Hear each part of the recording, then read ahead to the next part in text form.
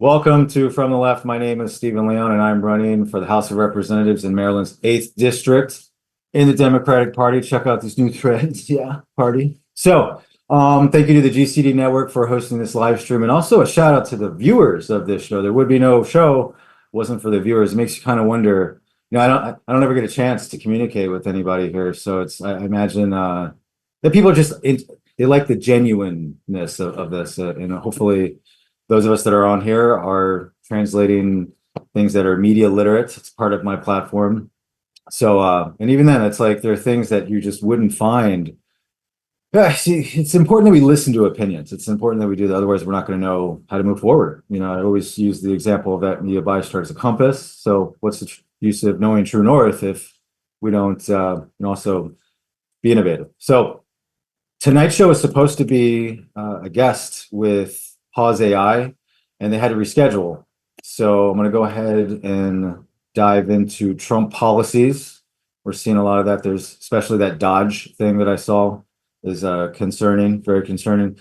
So let's just jump right in. Okay, Trump policies. We're going to have to work together with the Trump ideologue. And really, if you look at the numbers of what's going on, what is it, the Axios Gallup poll, where most people consider themselves independent, but we're going to lean a certain way.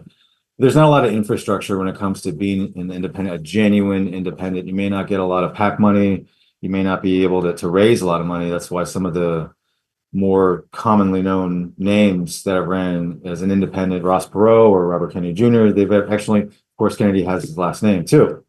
So to really get out there, I know from my own experience, you can definitely advocate for these ideas. And in my circumstance, there was something with the ballot. But even then, looking at here in Virginia's 8th District, where you see that's where Dave Kennedy and Hensel had done. Basically, it was interesting. Kennedy had said that he had spoken to about 10,000 people. And that's about the numbers that he got. And then Hensel ended up getting was it 1% of the vote. So that's interesting to see again, and then people just went on the name on whatever party, on the ballot that they're accustomed to. And that's unfortunate here when it comes to Don Barham. Something we got to be able to call out our own side if we're going to have any credibility to mitigate what the actual problems are instead of just looking at personality. I can't tell you how often people come at me on social media where they're just looking at that. And then when you try to present to them the whatever it is objective, and it's a very small percentage. Again, that's what I was alluding to, where it's like, was it 29% people are like hardcore Republican or hardcore Democrat, same numbers. Everyone else is independent. But again, do we actually vote that way? Again, a lot of us, and to be a true independent, it's like 10%. Like, what is a true independent these days? Those ideas for the common issues are going to lean a certain way and what we're going to do with them or not. And even then, you're going to have people on the right that totally support ideas that you may think are on the left. So it's just very important that we work together. And we're going to be able to call out our own side with things. And that includes Trump. But let me be the example that some of these issues that are going out there, I'm going to have my opportunities to meet Raskin, or if he decides to run, or whatever party it is, or whoever it is that's going to run on that ticket in 2026. I'm going to have my opportunity to speak to them directly. My thing is I'm going to be asking PAC money from the Teamsters and labor unions. That's going to be my core thing, you know what I mean? Or anyone that's willing to help. The problem with PACs is that how much money is being raised, and if those ideas are conflicting or stalemating for something else. I think I was scanning through some research, and one of these PACs, I don't remember which one it was, they just don't advocate for nuclear energy. Well, that's changed. What about advanced nuclear energy? So I won't be asking them for money. I have to be genuine with it. And also the whole things about raising certain amounts of money, things like that. So we're going to have to work together on the ideas, not the personality. Everyone has a personality, and like everyone, you're only ever going to really have like 5 people ever close to you. You know what I mean? Like family, it's tough. We have our boundaries. That's what it comes down to. We're only really let like maybe 5 people really close into our lives, and that's about it. You know what I mean? Like representatives, elected officials, even actors, people, sports. We're not your friends. You know what I mean? Like we're not.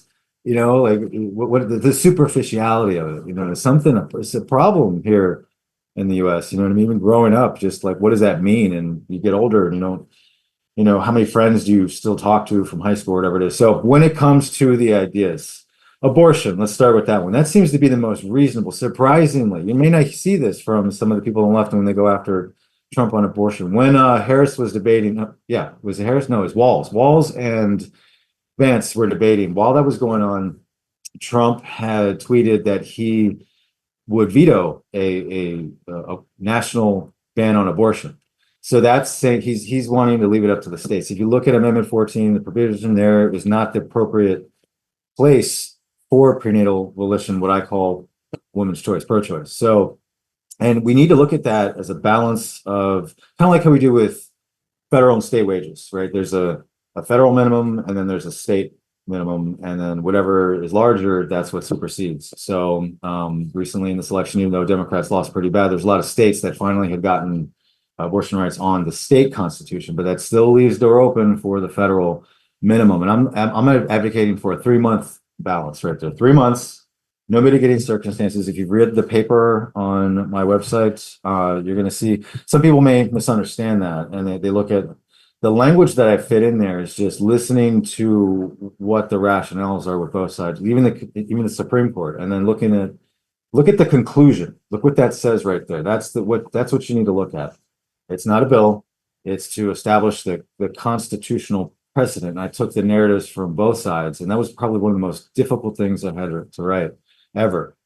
3-month minimum, no mitigating circumstances. If someone needs to go to another state and according to that state law, they can come back without having their Eighth Amendment violated. So there shouldn't be any penalties for something like that. And we would need a federal minimum codified under, I think it's 42 in order to do that. So that seems to be the most reasonable thing with abortion from what I'm hearing. Plus Melania has recently come out as pro-choice. Isn't that something? So kind of whatever things you hear from the right about, it being this or it being that's influential for a first lady. That's obvious that they can do that. So, but Trump isn't advocating for any ban at the national level. I see that as an opportunity if you can't have it both ways. If you're not going to, then that means you would support one, or at least maybe you wouldn't directly support one, but why would you veto that also? If you understand certain things that balances of every president should when it comes to federal and state balances, especially when it comes to minimum wage. You'd have to look at it exactly the same way. You know what I mean? So tax policies, every expert out there so far has said that Trump tax policies are just going to end up costing us more. You know what I mean? He just kind of went with the personality thing, not supported by facts, against the left's personality campaign. And that's one of the main reasons why the left lost, is because they're just exaggerating whatever it is, however expensive it might be. And even then, on the Harris campaign, those policies would have put us in debt anyway. So that's why I've been advocating for the taxation of big data. It's estimated at $1.3 trillion in tax revenue. That's something new. Everyone I talk to, people that have political science degrees, people that have economics degrees, that they're just now hearing about this. That's why you see me on an incumbent's website or anybody, or I'm sorry, on their social media or anything like that. I need to push these ideas forward. It's not just the only thing that I do. I need to get people to talk about these ideas, stop looking at personality, or start resting laurels on the past. Let's move forward. I want you to talk about, look at these ideas, let the experts start to rein in. Now we really balance this out to benefit people, right? So yeah, so we'll wait and see what happens with everything with Trump's tax policies. And if they don't work, I would not be surprised whatsoever if Trump just ends up pointing his finger and blaming the left as usual, right? And again, I would expect people from the right who had voted for him to call him out. I had no problem. Let me be that example. I had no problems calling out Biden since 2022. Look at anything, if it's on the show or if it's on social media, if you met me on public, and how everyone I've talked to, whenever I say that Inflation Reduction Act didn't do that, there's a bunch of other things in there. So why call it that, right? There's some corporate welfare and things like that, and there's maybe some good hidden in there too. But still, it's just important that we don't just take a title and it's not indicative to the claims. You know what I mean? It has to work, and you just can't alienate people like that. And it includes on the right. So I would hope that people would also be able to do that. And just be, if you're going to get in the political arena, even it's just, I don't like hearing when people get in there and if they're arguing with me about whatever, and they're like, don't worry about me, I'm a nobody. I don't like hearing that. I really don't. You know what I mean? We're supposed to be equals, aren't we? So, and if you are going to jump in the political arena, whether if it's on social media or at a farmer's market or whatever it is, your neighbors, hey, you know what I mean? Look at it like a game. It's offense and defense. Do you like hockey? Do you like football? Do you like ping pong? You know what I mean? They're just words based from ideas. That's what we should be looking for. So I hope, and empower that people can do that.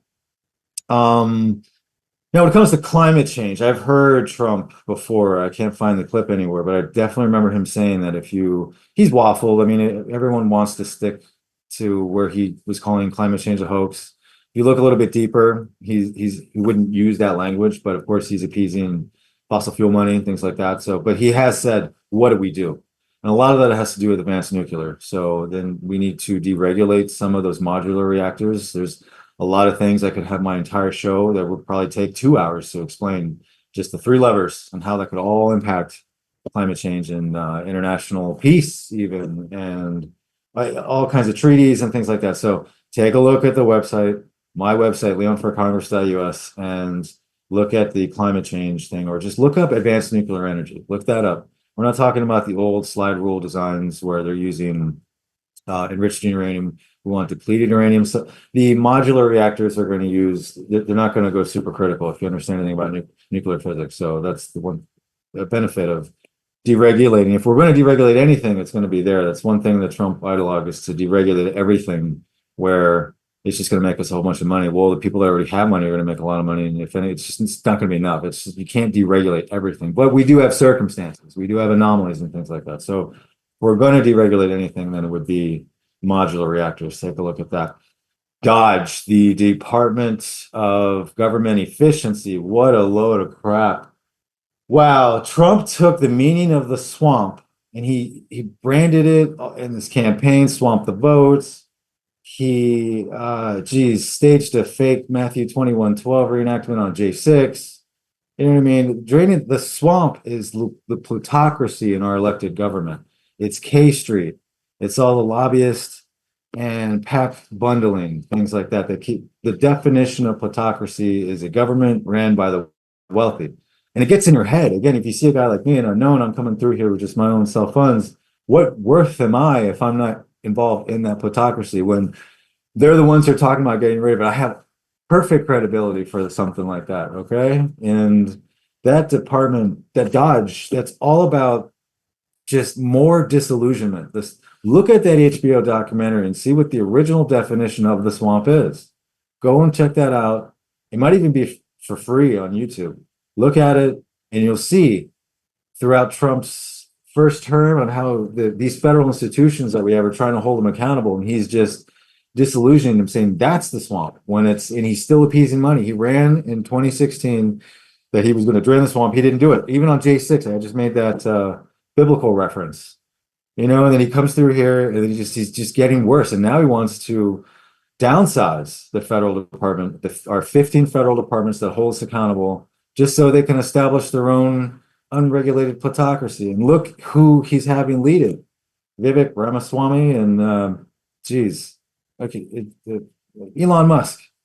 Which is, again, kind of interesting. When you've got a narrative on the right saying you don't want to have EVs, but when Elon Musk sells them, if you're going to use that for a benefit, at least push some of that through. But even then, it's still plutocratic. And that's kind of a thing on the left where you want to forgive and just to keep your sanity, your constitutional sanity intact, or whatever it might be, to look over some of the faults of our elected representatives because you're in denial, or whatever it is, when it comes to different technologies that emit fossil fuels. Well, then that kind of corruption, that kind of plutocracy is okay. It's not. It's just benefiting whoever's there and everyone else is trying to play it straight, and they're just absorbing all the money.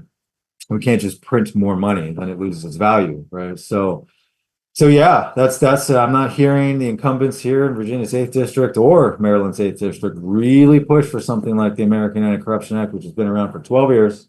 No matter what it is that matters most to any of us, even if it has 100% public support, has a 30% chance of resolving, no matter what it is, because they're spending all their time, 70% of the time, campaigning, tap dancing in front of a camera, and blah, blah, blah, blah, blah. You know what I mean? It's ridiculous how we want change, especially we need change. It's a requirement in the Democrat Party. Okay, and hopefully you can see that with new ideas. That's what I'll get to that in a second, especially with AI. So yeah, borders, that's another big thing. Now, okay, Trump's talking about mass deportations, and a lot of experts are saying that's going to affect our economy. And you're probably only going to be able to hear 2 points to that whole story. let's look at it. I've had discussions, I've had street debates with people, and you got to be able to have an attention span of these 5 points. That Venezuelan embargo, where Trump's White House staff had told him that creating such an excessive embargo is going to create an influx of migrants from there. And again, this is before COVID. Then COVID happened. Then inflation happened, which is something that's just going to occur in a capitalistic society. And but again, the price gouging that went with that was too high just to appease corporate salary. That's exactly what that is. And of course, don't forget that Trump had ripped up Obama's pandemic playbook. I don't know if a lot of y'all remember that. So if he deports all these immigrants rather than impose DACA resolutions and deferments and just looking at that and do it in an incremental way, of course, you're going to have to offset that with something. If that's decoupling from China, if that's offsetting the green premiums so new technology can replace and transition where it's not, you're just converting your market share. None of it's being taken from you. Any responsible executive should know that. Okay, it shouldn't be that difficult to change, and you would just be making more money for yourself. I don't know why you would just go with something like that. So, yeah, that I was able to knock out those points in 15 minutes, and yeah, I mean, he's gonna with those mass deportations. Watch if the economy tanks further, he's just gonna blame Democrats. I wouldn't be surprised. What else is he gonna do? That's his pattern. What else is he gonna do? You know what I mean? While he's grinning like the Grinch, just getting more money for whoever. That's the thing about it. Trump lost it. And when I say lost it in 2020, like he had a financial breakdown with everything and he became a puppet to all sorts of money because of it. He wouldn't have started Truth Social if it wasn't for that. And he lost a lot of money and during COVID. And of course, he's in hospitality and hotels. So he's gonna be able to afford to, go to a hotel, and even work there. So that's that for the most part. So yeah, next week's gonna be Pause AI. It's really cool. If you know what pauseai.info, check that out. AI is some scary stuff. Anything over Chat GPT 4 is highly dangerous. It could be very, very dangerous. The people that developed these technologies don't fully understand how they operate and everything we don't know. So that is something that when I talk about reforming with new ideas, that's definitely one of them. I don't hear anybody talking about mitigating artificial intelligence. It's a bit mind numbing to realize that, I'm moving, to Maryland. So to see that the incumbent in Virginia over here had just decided to go back to college during one of the worst Congresses in history. And it was probably the most interesting thing he did all year rather than improve his job and mitigate the Trump brand. And if whatever he did and whatever methods that he used, just like everyone else on the left, to mitigate the Trump brand without any credibility, didn't work. Okay, like around here, Solid Blue, we get it. Yeah, but I mean, someone like Jamie Raskin, he's on the J6 committee and he was able to get a lot of media attention. Again, didn't mitigate the Trump brand. And whatever crossover for people that didn't vote Democrat that would have in the previous election saw that on CNN or whatever it was, whatever talk show, it didn't work. Those personality politics don't work. And if it does, there was this thing. Let me pull this. I want to get this one right because again, this is from a regular everyday person. And when people do that, when it's not rehearsed or something, and what did he say? I have a little bit of time to chew up here. So let me see. What did this guy say? Key term vulnerable.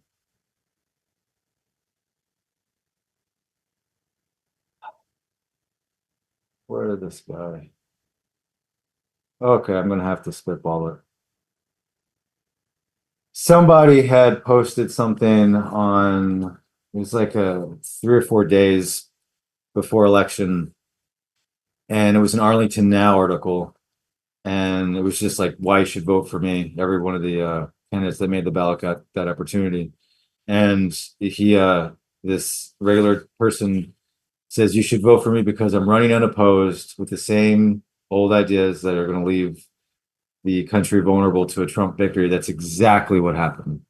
And you know what? I have a notepad here where I save those links, and it's I just remember that I had that. Otherwise, that's in effect, that's what this person had said. Same old ideas. That dynamic is philosophical. It fits right now. The same old ideas, and that's what happened. And it just left people decided not to vote.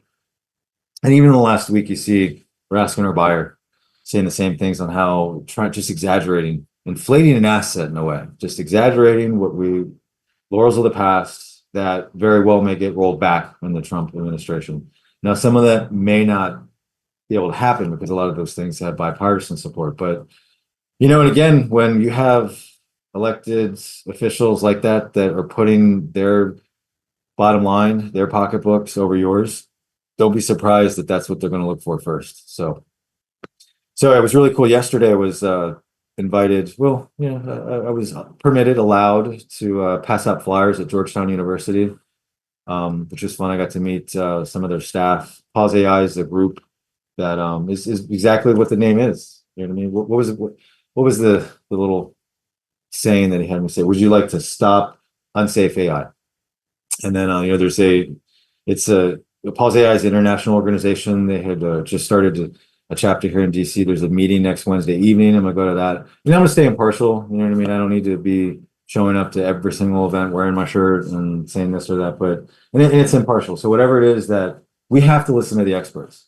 We have to listen. There's a lot of things about AI I don't understand. I can try to use my imagination and what's that going to help? A long time ago, again, when I was running against Don Beyer, I figured, well, what is the solution? Whatever, I'm coming at you. I'm bringing a solution. I'm not just doing it for the fun of it. All right. So the Information Technology and Artificial Intelligence Act, the most vulnerable jobs they're saying is going to be in IT to automation. So strengthen that automation, strengthen that vulnerability with certification. So if you have a company of a certain size, if it's 5 or whatever it might be, then we would mandate the AI certificates, and that can be from Microsoft or that can be from wherever, as long as it's accredited. So then we would have a counter discriminatory policy in human resources that has to be done at the federal level. You do that right away as best we can. I'm not hearing anybody say that. Again, that's why when you see me go up and I blow up someone's profile or whatever message board, whatever it is, it's to push those ideas. AI is going to move way faster than climate change. So I don't give a shit what you say to me of why you think it's not professional or principled or ethical or whatever it might be that I'm doing that. There's a reason why I'm doing that. You need to look at that. All right. And I can't tell you that every once in a while there's some little bird comes around thinking that they know better and they just try to come at me all personally. And the only thing I can do is try to have fun with it with whatever social media reference that I can until you go away. Right. That's pretty much what it is. I got some time to go. God, I can't tell you like how dehumanizing and alienating that is. That people actually play that game. That had a thing this weekend. Anyways, you have to find some humor in it. So, gee, look at that, 8 minutes. What could I go over a little more? Oh, usually, like I'm surprised that usually I can fill in these shows and I run out of time. I have 8 minutes, and I don't want to stop early. For sure. Okay, tell you what, I don't know how credible this is, but I'm looking on my phone. I have the Twitter notifications. Alex Jones, who has like very, very, very little credibility. It's a shame that he's got 25% of the country listening to him, and just his tone, the way he talks about things, and just where he rates on that media bias chart. I got a notification from him. I don't follow him directly. This is what Twitter gave me, saying that Putin has now declared war against NATO. I don't know how much credibility I take in that, but that's since some running out of stuff to talk about. Let's go ahead and see what Alex Jones says about this. Let's take a look. InfoWars. There was no InfoWar, he just created one. Vladimir Putin says Russia now at war with NATO after Biden confirms long-range missile restrictions have been lifted. Watch live World War III alerts. You see, Elon Musk launched his major offensive against. Let me just Google this. Putin or NATO. It'll be interesting to see because Trump has campaigned on this anti-establishment thing, is of course to establish his own, and where he wanted to pull us out of NATO. So if this is true about Putin, then what's Trump going to do then? And if you remember, history doesn't repeat itself, but it often rhymes. So if you see what happened with World War II, we were very, very, very prudent before we went overseas with anything. Very, very prudent with that. So whether you want to take away NATO or not, I support NATO. There's a reason for that, and hopefully that doesn't cause more division. People that are not included in the member states. There's let's see, Newsweek, The Guardian.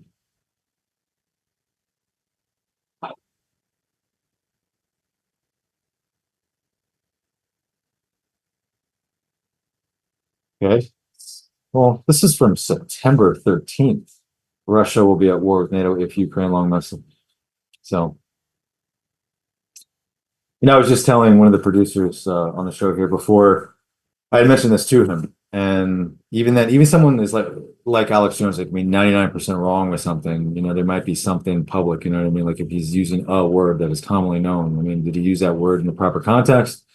But overall, he's pretty much look at that Sandy Hook thing. That's probably the most glaring thing on how he just did that to sell supplements. You know what I mean? And a lot of documentaries on Alex Jones, you can find out, how he got his start and just who he appeals to and things like that. And I actually was able to relate to that dynamic where this GCD network has only been around 3 years, and I've got a base of somewhere around 10,000 people. So, and I was in that dynamic, but I'm not pushing disillusionment. I'm trying to get everybody to work together. You know what I mean? I take a lot of flack from people for it, left and right. These days, a lot of people seem to be liking because I'm being objective to the left. If they see that, like you just the fact that I'm just being objective, maybe hopefully it's more than that. That maybe that's refreshing to the right. So hopefully maybe we can get that from the right. Really just stand up for what's right, what's real. And if you don't know, then get media literate and call out your elected officials. This is our country. Everyone loves that Benjamin Franklin quote, republic if you can keep it. You know what I mean? And again, it's just like a sport in a way where there's no ball. That's the thing about political science, is that it's so intangible. It's so intangible, and it's something that it's internal. And if you can process those energies and just look at it as an offense defense kind of thing, then that's pretty much the dynamic. But when it comes to service based things, you're not going to get any money out of it. It's free. So if you genuinely believe, well, that's why a lot of these things are raged up from your wants and desires and things like that. And there's just certain things the government can't do for you. You know what I mean? I went after Don Beyer with that. Go and look at all the legislation that he introduced, and every single one of them has a 1% chance to be enacted, all asking for more federal money to solve this and that and everything like that. So now, if we had the money, that'd be great. Maybe if we had that 1.3 trillion in tax revenue, we would be able to afford some of that stuff. But it's just and the fact that it's of record. So if anything, if we were to have money and look back on it, fine. But just to keep pushing more and more stuff like that, and it's just not the priority challenges are not being met. Climate change, again, AI, the economy, price gouge consumer spending, CO salaries, media illiteracy, et cetera, et cetera. It's important that you recognize what those new ideas are. And when you peel away all the things that aren't necessary, you realize that these are nonpartisan issues. They very much are.